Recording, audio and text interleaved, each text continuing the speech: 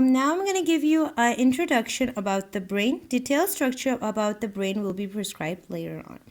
Brain is basically lying in a cavity like that one spinal cord lies in the vertebral cavity. The brain lies in the cranial cavity.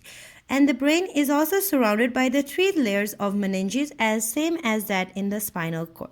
Same indicated by your dura mater, then you have the arachnoid matter, and then you have the pia mater.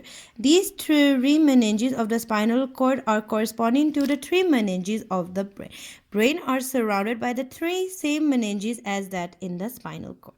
And the brain, it is continuous with the spinal cord at the foramen magnum, which has been more clearly shown in this figure. This is the brain and this is the spinal cord. Both of them, they are uniting with one another at the foramen magnum of the skull.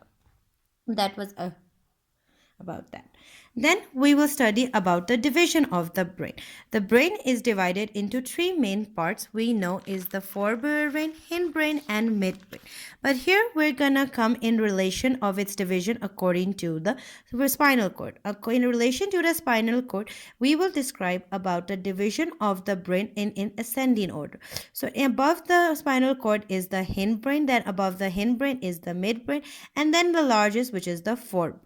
Hindbrain is further divided into three main types. Number one, medulla oblongata, then you have the cerebellum, and then you have the pons. Midbrain, it is just present between the forebrain and hindbrain, that is why given the name midbrain, not further subdivided. Forebrain is further subdivided into two categories. One is the cerebrum and one is the diencephalon.